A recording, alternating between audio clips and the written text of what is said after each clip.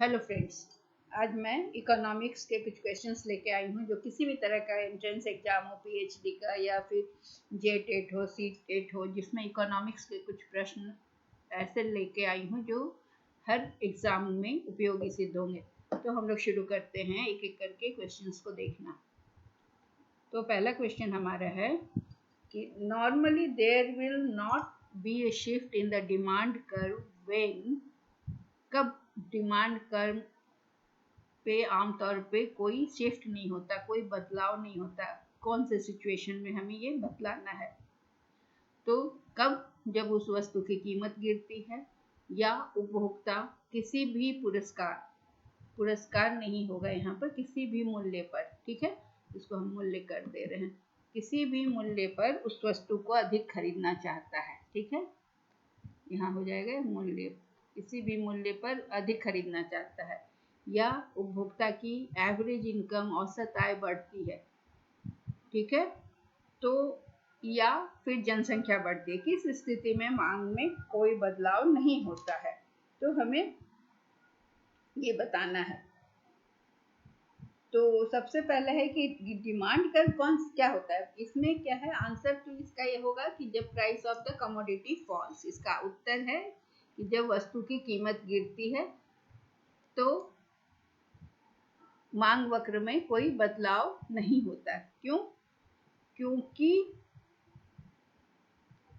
Demand curve जो है ना, उसमें कोई बदलाव तब नहीं होता क्योंकि डिमांड कर्व एक ऐसा कर्व होता है जो कि माइक्रो इकोनॉमिक्स में हम उसका प्रयोग करते हैं ये डिटरमाइन करने के लिए कि किसी भी वस्तु की, किसी भी खास वस्तु की जो मात्रा होती है वो जो लोग है उसके प्राइस पर निर्धारित होता है, वो उसके प्राइस के आधार पर किसी भी वस्तु को खरीदने के लिए कोई भी व्यक्ति तैयार होता है। तो डिमांड कर्व का ग्राफ क्या बताता है, प्राइस, और डिमांड कर्व जनरली ऐसा होता है जिसमें प्राइस वाई एक्सिस पर प्राइस होता है और एक्स, ये वाई एक्सिस है, यहाँ वाई, ये वाई एक्सिस और ये एक्स एक्सिस, तो यहाँ प्राइस हो गया, यहाँ पर क्वांटिटी हो गया जो कि मात्रा वस्तु की, तो ये दिखाता है। तो डिमांड कर्व लेफ्ट की ओर शिफ्ट करेगा या राइट, ये डिमांड कर्व हमारा है, ये अगर लेफ्ट शिफ्ट करता है या राइट शिफ्ट करता है तो ये किसी भी क्या है कि result of change in any non price determinant, मतलब कि कोई भी शिफ्ट नहीं होगा डिमांड कर्व में जब किसी भी वस्तु का मूल्य गिरता है। बहुत सारे फैक्टर्स होते हैं जो कि मांग को प्रभावित करते हैं, जैसे बढ़ती हुई आय, जनसंख्या में वृद्धि, लोगों की उम्मीद, एक्सपेक्टेशन की मूल्य बढ़ने वाला है, या टेस्ट या रुचि में परिवर्तन होने से इंडिविजुअल का मार्केट डिमांड प्रभावित होता है। तो 5 डिटरमिनेंट हैं डिमांड के, मांग को प्रभावित करने वाले 5 फैक्टर हैं, जिसमें है प्राइस, फिर लोगों का रुचि या टेस्ट, इनकम, जो बायर है खरीदार की आय, और जो उससे संबंधित रिलेटेड गुड है उनके प्राइस, या फिर सब्सटीट्यूट क्या होता है, जो एक वस्तु के बदले में दूसरी वस्तु को हम यूज कर सकते हैं, जैसे चीनी या गुड़, चाय या कॉफी, या कॉम्प्लीमेंट्री प्रोडक्ट, जो दो वस्तु एक साथ यूज किया जाता है उसे हम पूरक वस्तुएं कहते हैं। और भविष्य में उम्मीद, अगर मांग बढ़ने या घटने की हो, या इनकम के बढ़ने या घटने की हो, या प्राइस के घटने या बढ़ने की, तो ये सारी चीजें मांग को प्रभावित करती हैं। तो और लेकिन डिमांड किस चीज से बढ़ता है, घटता किससे है, तो डिमांड प्राइस सब्स्टिट्यूट का अगर घट जाए, सपोज कि हम कॉफ़ी पीते हैं और चाय का दाम घट जाए तो हम चाय पर शिफ्ट कर जाएंगे, या चाय पीते हैं कॉफ़ी का दाम घट जाए तो कॉफ़ी पर शिफ्ट कर सकते हैं। कॉम्प्लीमेंट्री गुड, अगर मान लीजिए कि कार और पेट्रोल है तो पेट्रोल की कीमत बढ़ने पर उसकी मांग कम हो जाती है, कार की भी मांग कम हो जाती है। अगर आय में कमी हो जाती है, नॉर्मल गुड है और आय में कमी हो जाती है तो हम उसकी मांग को कम कर देते हैं। और अगर इनकम बढ़ जाता है और जो वस्तु है अगर वो इंफीरियर है, निकृष्ट वस्तु है, तो उसकी मांग कम हो जाती है। तो ये सारी चीज़ें मांग को प्रभावित करती हैं। तो डिमांड कर्व में कब शिफ्ट नहीं होगा, जब उसका वस्तु की कीमत गिरेगी तब। इसलिए इसका आंसर है ए। दूसरा है क्वेश्चन कि किसी भी विकासशील देश, हमारा देश क्या है, विकासशील देश है, तो विकासशील देश में किसी भी वस्तु का इनकम अगर बढ़ता है, आय, किसी भी व्यक्ति की आय में वृद्धि होती है, विकासशील देशों में आय में वृद्धि से मांग के वक्र पर क्या प्रभाव पड़ता है, ये क्वेश्चन है। तो अगर नॉर्मल गुड है तो मांग क्या होगा, बढ़ जाएगी। जैसे हमारे अभी हमने देखा था कि मांग का वक्र इस तरह से है ना, ये वाई एक्सिस है, यहाँ प्राइस है, यहाँ क्वांटिटी है, ये 0 है, ये एक्स है, और ये हमारा मांग का कर्व है। तो पूछ रहा है कि आय में वृद्धि से क्या होगा। तो अगर वह वस्तु नॉर्मल वस्तु है, सामान्य वस्तु है, तो ये हमारा मांग है, आय में वृद्धि होने से क्या होगा कि मांग बढ़ जाएगा, डी से D1 हो जाएगा। तो ये इंक्रीज इन इनकम क्या होगा कि मांग के कर्व को ऊपर की ओर ले जाएगा, राइट की ओर ले जाएगा। ठीक है, तो इसका कारण क्या है कि जब हमारा सैलरी बढ़ जाएगा, हमारी आय बढ़ जाएगी, विकासशील देश के लोगों की आय वृद्धि हो जाएगी, तो वो किसी भी वस्तु की ज़्यादा मात्रा खरीद पाएंगे, क्योंकि लोगों के वांट्स असीमित हैं, मतलब आवश्यकताएं असीमित हैं, तो इसलिए ज़्यादा आय होने से ज़्यादा खरीदारी हो सकती है। लेकिन अगर वो नॉर्मल गुड है तो ये राइट शिफ्ट होगा।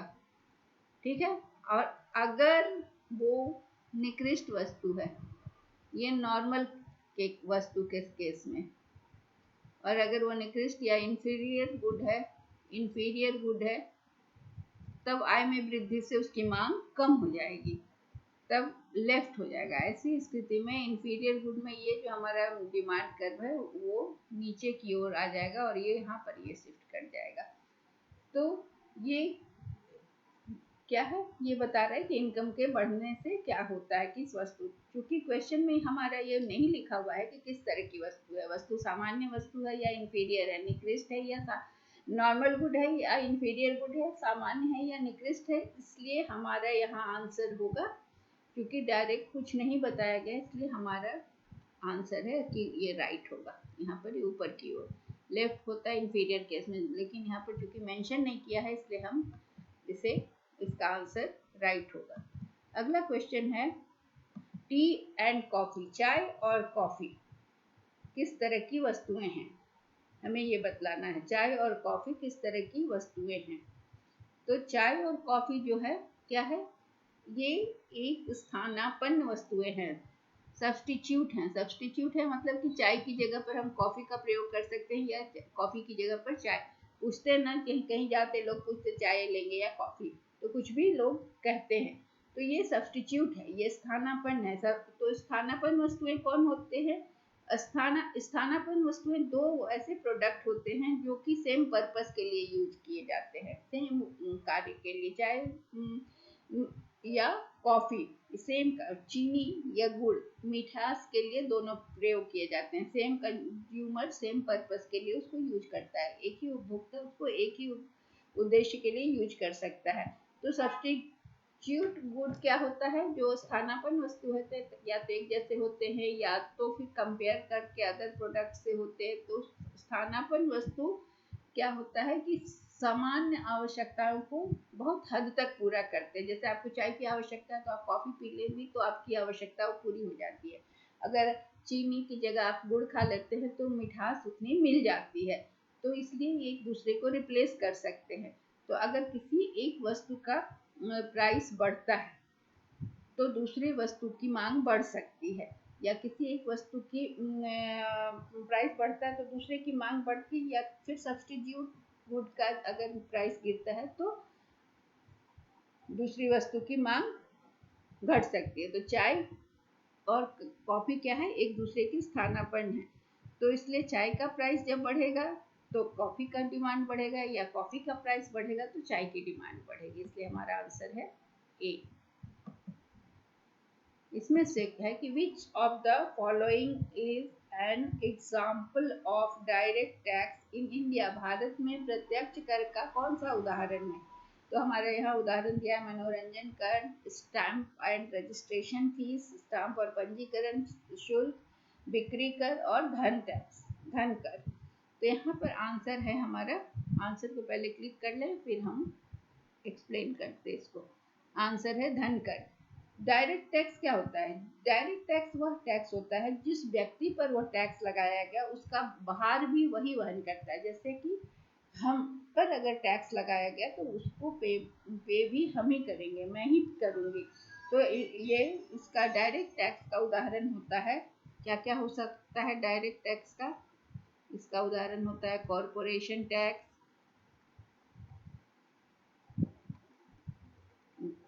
इनकम टैक्स, ये सब डायरेक्ट टैक्स के तहत आते हैं। इनकम टैक्स, इंटरेस्ट, लोन में जो आप इंटरेस्ट पे करते हो आप ही को देना होता है। एक्सपेंडिचर टैक्स, जो आप खर्च करते हैं उसमें जो टैक्स लगता है वो आप ही को देना है। और वेल्थ टैक्स, ये सारे डायरेक्ट। तो हमारे पास यहाँ ऑप्शन में धन कर आ रहा है, वेल्थ टैक्स, इसलिए हमारा आंसर। अब इनडायरेक्ट टैक्स क्या होता है? जिसको हम दूसरे पर टाल सकते हैं, जैसे custom duty, service tax, sale tax. Service tax हम लोग पे टाल देता है, दुकान वाला, होटल वाला, रेस्टोरेंट में जाते हैं तो हमें सर्विस टैक्स, सेल टैक्स भी हमें देना होता है, क्योंकि रिटेलर पे करता है, प्रोड्यूसर पे करता है, फिर उसे हमें हमारे ऊपर डाल देता है। फिर स्टैम्प एंड रजिस्ट्रेशन फी भी इनडायरेक्ट टैक्स है। एंटरटेनमेंट टैक्स भी जो है यह इनडायरेक्ट टैक्स है। तो ये सारा जो है ना, ये तीनों जो है इनडायरेक्ट टैक्स है, अप्रत्यक्ष कर है, और ये डायरेक्ट टैक्स है। अगला क्वेश्चन है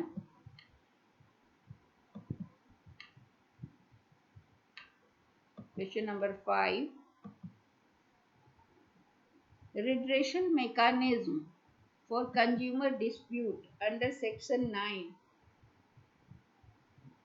of the Consumer Protection Act envisages।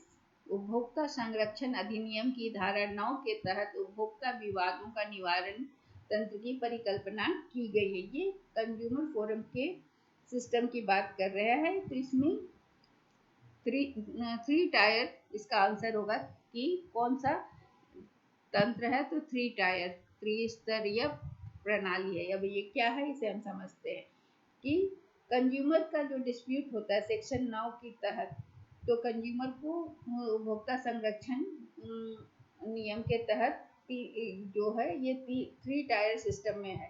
Section 9 क्या बताता है? सेक्शन 9 हमें ये बताता है, कंज्यूमर प्रोटेक्शन का सेक्शन 9 जो है वो कंज्यूमर प्रोटेक्शन एक्ट जो कि कब आया था, ये भी आपके लिए इम्पोर्टेंट है। ये आया था 1986 में।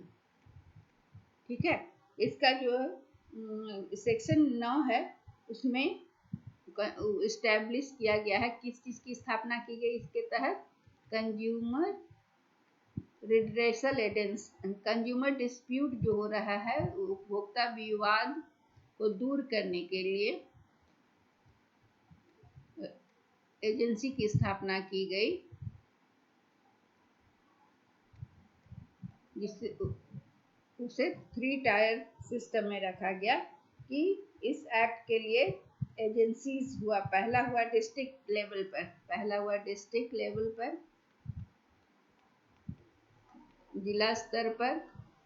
दूसरा इसमें क्या हुआ कि स्टेट गवर्नमेंट ने डिस्ट्रिक्ट लेवल पर हर डिस्ट्रिक्ट में बनाया पिक्यूनरी जुरिस्डिक्शन, 1 करोड़ तक का केस डिस्ट्रिक्ट लेवल पर सॉल्व किया गया। ठीक है, अप टू 1 करोड़ रुपए। दूसरा है स्टेट लेवल पर स्टेट कमीशन, डायरेक्ट लेवल पर डिस्ट्रिक्ट फोरम कहा गया इसको। यहाँ पर ये फोरम हो गया, यहाँ पर स्टेट में कमीशन हो गया। स्टेट कमीशन में 1 करोड़ से 10 करोड़ तक का केस को निपटारा किया गया, अप टू 10 करोड़। ठीक है, इसका जो पिक्यूनरी जुरिस्डिक्शन कहते हैं इसको, पिक्यूनरी जुरिस्डिक्शन कितना है?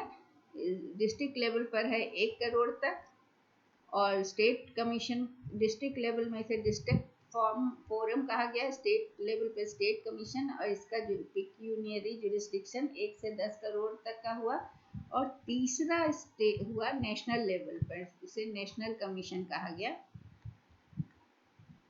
और ये इसका पिक्यूनियरी जुरिस्डिक्शन हुआ अबव 10 करोड़।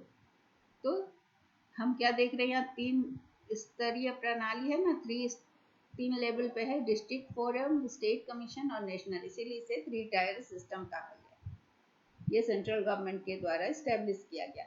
ये स्टेट गवर्नमेंट के द्वारा, ये भी स्टेट गवर्नमेंट के द्वारा डिस्ट्रिक्ट फोरम, और ये स्टेट कमीशन स्टेट गवर्नमेंट, और ये सेंट्रल गवर्नमेंट के द्वारा। तो ये 3 स्तरीय प्रणाली हुई। तो answer is C. Next question number 6. The law of demand states that increase in a price of good क्या बताता है? मांग का नियम कि किसी वस्तु की कीमत में वृद्धि होने से उस वस्तु की आपूर्ति को बढ़ाता है, या उस वस्तु की मांग वक्र जो है वो उस वस्तु के लिए मांग की गई मात्रा को घटा देता है, डिक्रीज कर देता है, या डिक्रीजेस द उस वस्तु की मांग को कम कर देता है, या increases the quantity supplied of that good along it's उस वस्तु की आपूर्ति को मात्रा के को उसके आपूर्ति के अनुदेश वक्र के को बढ़ा देता है।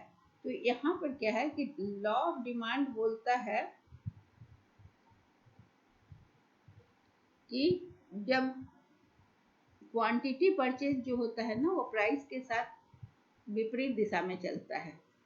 ठीक है, जब प्राइस बढ़ता है, higher the price lower the demand, और लो इसलिए क्योंकि ये डिमिनिशिंग मार्जिनल यूटिलिटी की वजह से होता है। तो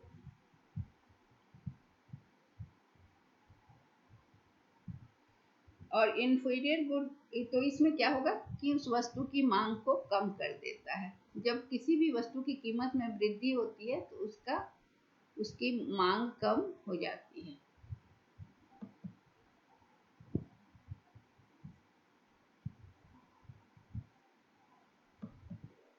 क्वेश्चन नंबर 7। अब इंफीरियर गुड क्या होता है? घटिया वस्तु क्या है जिसके लिए आय में वृद्धि का कारण बनता है? क्या इंफीरियर गुड या निकृष्ट वस्तु वह वस्तु है, घटिया वस्तु वह वस्तु है जिसकी मांग कम हो जाती है जब लोगों की आय बढ़ती है? तो इसकी क्या होता है, इसका डिमांड जो है ना, मांग घटती है आय बढ़ने से,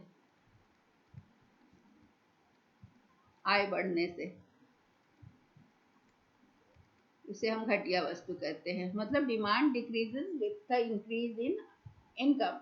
तो जब इनकम कम होता है तो इंफीरियर गुड्स अफोर्डेबल हो जाता है, लोग खरीद पाते हैं, क्योंकि सब एक्सपेंसिव गुड की तुलना के में वह एक स्थानापन्न वस्तु हो जाता है, घटिया वस्तु।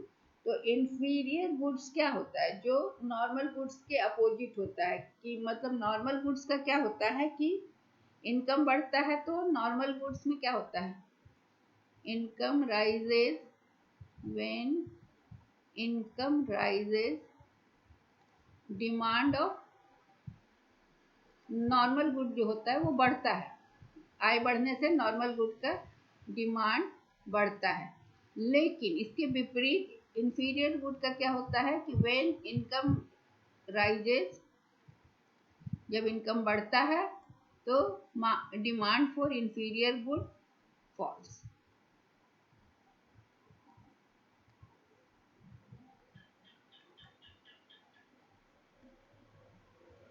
Goods fall. तो इसलिए आंसर क्या होगा? D.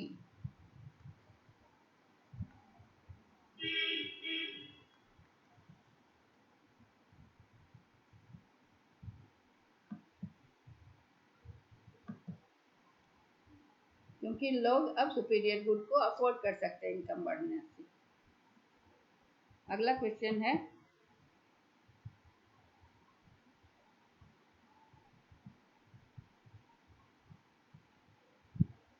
The demand for which of the following is likely to be most price inelastic। इसमें सबसे अधिक बेलोचदार किसकी मांग सबसे अधिक बेलोचदार हो सकती है? तो टैक्सी राइड्स की मांग तो लोचदार है, टैक्सी का प्राइस बढ़ेगा तो लोग टैक्सी से जाना छोड़ देंगे। लेकिन बस टिकट भी छोड़ सकते, एयरलाइन तो बिल्कुल ही छोड़ देंगे। लेकिन ट्रांसपोर्टेशन ऐसा कारण है जिसमें कि लोग जाएंगे ही जाएंगे, तो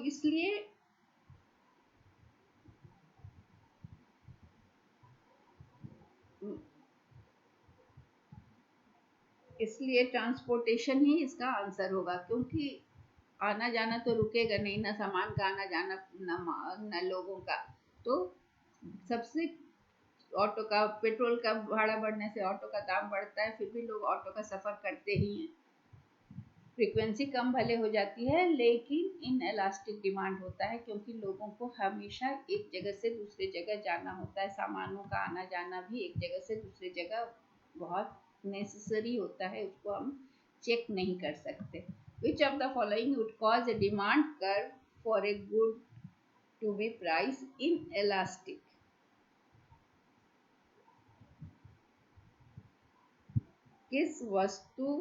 किसके कारण एक वस्तु के मूल्य के बेलोचदार होने के लिए मांग वक्र उत्पन्न होगा?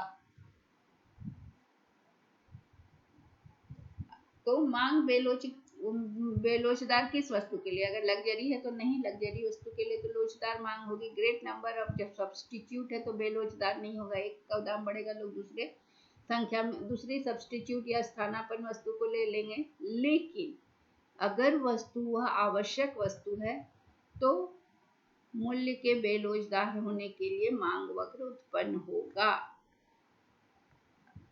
क्योंकि वो आवश्यकता है। मेडिसिन, नमक, इस तरह की चीजें होंगी। तो अगला क्वेश्चन है कि अगर एक मछुआरे को अपनी सभी दैनिक पकड़ को, एक दिन में जितना मछली पकड़ा, दैनिक पकड़ का मतलब हुआ कि डेली कैच जो मछली एक दिन में पकड़ा हुआ, मछली क्या है, पेरिशेबल गुड है, उसको दूसरे दिन के लिए रख नहीं सकते, खराब हो जाएगा। तो वो चाहता है कि उसको किसी भी कीमत पर बेचना पड़े, वो मतलब कम दाम पर भी बेचना चाहेगा। मछली पकड़ने के बाद पकड़ के मछली जितना ले आया, तब जो ताजा मछली का जो सप्लाई है उसका कीमत का लोच उसके लिए क्या है? तो उसके लिए उसके कीमत की लोच आंसर तो होगा 0 है, क्योंकि उसको उसी दिन उस चीज को बेच देना है, नहीं तो उसका वो सड़ जाएगी मछली। तो इस स्थिति में क्या है कि मछुआरे को एक दिक्कत फेस करनी पड़ रही है कि ये यहाँ पर परफेक्ट इन एलास्टिसिटी है, मतलब कितना भी प्राइस कंज्यूमर ऑफर करे, मछुआरे को उसको अब सारी फिश उसी दिन बेचनी है, उसका कोई, इसलिए जब मछली पकड़ी जा चुकी है और मछली की सप्लाई फिक्स हो चुकी है और ना बढ़ सकती है ना तो दूसरे दिन के लिए उसे ट्रांसफर किया जा सकता है, क्योंकि ये सड़ जाएगी, पेरिशेबल नेचर का है। तो वो सप्लाई को बदल नहीं सकता है, जो आपूर्ति हो गई उसको बदल नहीं सकता है किसी भी केस में। तो इसका मतलब जो उसकी फिक्स्ड सप्लाई है वो उसको किसी भी प्राइस लेवल पर बेचकर उसे खत्म करना है, इसलिए वहां पर उसकी प्राइस इलास्टिसिटी बिल्कुल शून्य होगी।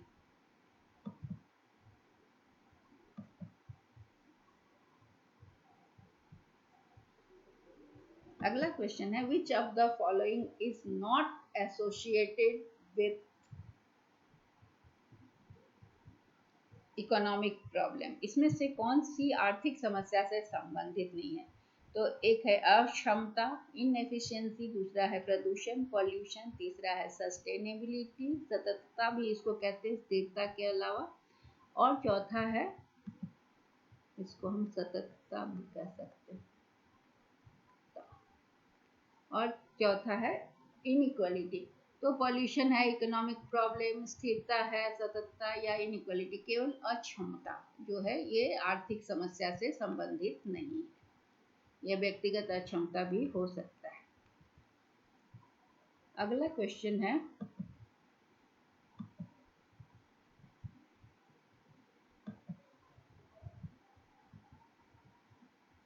marginal cost equals total cost,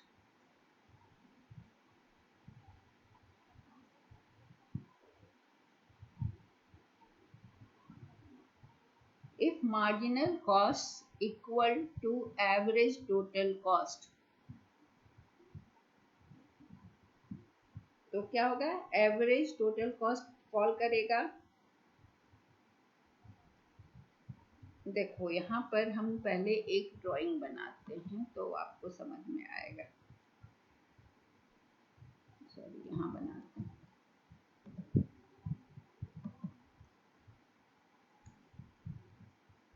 ठीक है, ये है हमारा एवरेज कॉस्ट और ये है हमारा मार्जिनल कॉस्ट। ठीक है, तो ये क्या बता रहा है कि एवरेज कॉस्ट और मार्जिनल कॉस्ट जो है वो टोटल कॉस्ट से डिराइव होता है। ठीक है, यहाँ वाई एक्सिस है, ये एक्स एक्सिस, ये जीरो, यहाँ प्राइस या कॉस्ट कर दे रहे हैं क्योंकि हम कॉस्ट की बात कर रहे हैं, यहाँ पर आउटपुट। ठीक है, यहाँ पर ये सटेगा नहीं, ये ध्यान रखिएगा, ये सटेगा नहीं। यहाँ पर फिर से बना दूँ, फिर से बना दूँ, ये हुआ ऐसे एवरेज कॉस्ट और मार्जिनल कॉस्ट, इसको नीचे से, ये है हमारा MC, ये है AC, ये है कॉस्ट, ये वाई एक्सिस, यहाँ आउटपुट। ठीक है, तो ये हमारा है कि मार्जिनल कॉस्ट और एवरेज कॉस्ट दोनों टोटल कॉस्ट से डिराइव होता है। तो एवरेज कॉस्ट क्या बताता है, total cost per unit of output. Average cost बताता है total cost per unit output, है ना। कैसे निकलता है, ऐसे। तो पर यूनिट आउटपुट हो गया। और marginal cost refers to the total addition. Marginal cost क्या है, एडिशन टू टोटल कॉस्ट।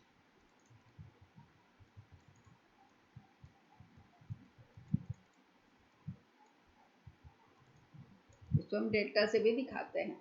जब एक एडिशन यूनिट का प्रोडक्शन होता है तो टोटल कॉस्ट में जो वृद्धि होती है उसको हम मार्जिनल कॉस्ट कहते हैं। तो AC और मार्जिनल कॉस्ट और एवरेज कॉस्ट दोनों यू शेप्ड होते हैं, लेकिन क्यों, क्योंकि AC MC दोनों यू शेप्ड होते हैं। क्यों, लॉ ऑफ वेरिएबल प्रोपोर्शन के चलते,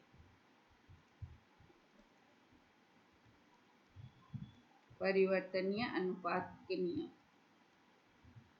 के चलते। ठीक है, तो ये दोनों का रिलेशन को हम समझ रहे हैं कि जब मार्जिनल कॉस्ट एवरेज कॉस्ट के इक्वल है इस पॉइंट पे, है ना, जब दोनों एक दूसरे को इंटरसेक्ट कर रहा है तो एवरेज कॉस्ट कांस्टेंट है।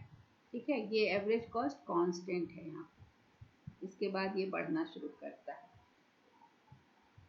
और ये इसके मिनिमम पॉइंट पर है। एवरेज कॉस्ट का ये मिनिमम पॉइंट पर कर रहा है। और मार्जिनल कॉस्ट एक, अगर एवरेज टोटल कॉस्ट के बराबर होगा तो टोटल कॉस्ट इज मिनिमाइज्ड।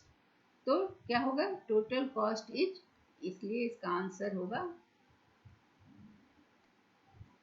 कि जब औसत लागत और सीमांत लागत, जब marginal cost average total cost के बराबर होगा तब क्या होगा कि एवरेज टोटल कॉस्ट मिनिमाइज्ड। ये क्लियर हो गया। अगला क्वेश्चन है, when marginal cost is below the average total cost, जब सीमांत लागत औसत कुल लागत से कम हो तो क्या होगा, average fixed cost are rising, तो औसत फिक्स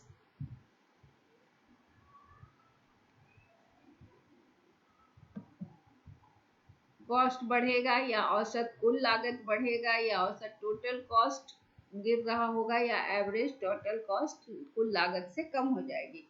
तो कहता है कि जब मार्जिनल कॉस्ट, इसको हम एक और डायग्राम बनाते हैं। यहाँ पर हमारा ये यू शेप्ड का एवरेज कॉस्ट है, ये हमारा एवरेज वेरिएबल कॉस्ट है और ये ये हमारा मार्जिनल कॉस्ट है जो इसके मिनिमम पॉइंट को टच करेगा। ये एवरेज वेरिएबल कॉस्ट है।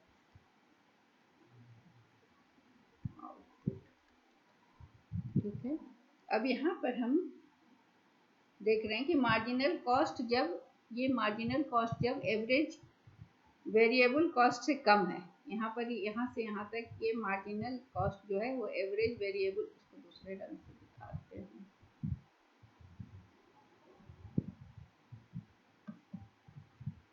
ये पोर्शन जो है ना, ये पोर्शन मार्जिनल कॉस्ट का ये एवरेज वेरिएबल कॉस्ट से यहाँ पर कम है। तो क्या देख रहे हैं हम कि एवरेज वेरिएबल कॉस्ट भी डिक्रीज कर रहा है। जब marginal cost average variable cost से नीचे है तो हम देख रहे हैं कि ये भी नीचे की ओर आ रहा है। लेकिन जब मार्जिनल कॉस्ट इससे बढ़ जाता है, एवरेज वेरिएबल कॉस्ट से ऊपर चला गया, तो हम देख रहे हैं कि ये भी बढ़ना शुरू कर देता है। ठीक है, तो हमारा आंसर क्या होगा? हमारा आंसर होगा कि average fixed cost is rising. तो जब मार्जिनल कॉस्ट और एवरेज टोटल कॉस्ट क्या होगा? Are below, when marginal cost are below average total cost. इसके ये एवरेज टोटल कॉस्ट है ऐसी, उससे नीचे है जब तक मार्जिनल कॉस्ट, तो क्या होगा? Average fixed cost is rising. तो ये कॉस्ट यहाँ से यहाँ राइजिंग शुरू हो गया, तो इसलिए इसका आंसर होगा ए।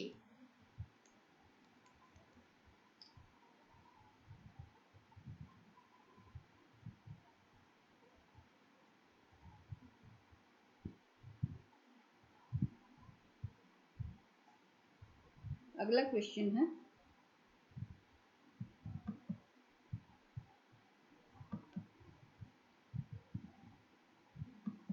Question number 14। Which of the following statement is true? इसमें से कौन सा कथन सही है? सभी लागतें अल्प अवधि में तय की जाती हैं। All cost are fixed in short run. All cost are variable in short run. अल्प अवधि में सभी लागतें परिवर्तनशील होती हैं। All cost are variable in long run. दीर्घकाल में सभी लागतें परिवर्तनशील होती हैं। All cost are fixed in long run. देखिए, ऑल कॉस्ट शॉर्ट रन में जो सभी अल्प अवधि में सभी कॉस्ट फिक्स नहीं होता है, केवल फिक्स्ड कॉस्ट जैसे मशीन बिल्डिंग ये सब फिक्स होता है। लेकिन ऑल कॉस्ट शॉर्ट रन में सभी वेरिएबल भी नहीं होता है, और लॉन्ग रन में सारे कॉस्ट वेरिएबल हो जाते हैं। तो इसलिए हमारा लॉन्ग रन एक ऐसा समय होता है जिसमें कि हम फिक्स्ड कॉस्ट, मशीन बिल्डिंग सबको चेंज कर सकते हैं, वेरिएबल कॉस्ट तो चेंज ही होते हैं। तो इसलिए दीर्घकाल में सभी लागतें परिवर्तनशील होती हैं, और अल्पकाल में सभी लागतें परिवर्तनशील नहीं होती। उस समय फिक्स्ड जो रहती हैं वो फिक्स्ड ही रहती हैं। वो अल्पकाल में मशीन बिल्डिंग को हम नहीं बदल सकते, केवल परिवर्तनशील लागत को ही बदल सकते हैं। Compare to perfectly competitive market, monopoly market क्या होता है? पूर्ण प्रतिस्पर्धी बाजार की तुलना में एकाधिकार बाजार में क्या होता है? अधिक कीमत, कम उत्पादन, उच्च मूल्य, उच्च उत्पादन, कम कीमत, कम उत्पादन, कम कीमत, उच्च उत्पादन। नहीं, मोनोपोली क्या करता है? वो मोनोपोली मार्केट फायदा के लिए करता है, अपने को प्रॉफिट गेन करने के लिए। इसलिए वो क्या करता है कि प्रतिस्पर्धी जो बाजार होता है, परफेक्टली कॉम्पिटिटिव मार्केट की तुलना में मोनोपोली बाजार में कीमत अधिक होती है और उत्पादन कम होता है,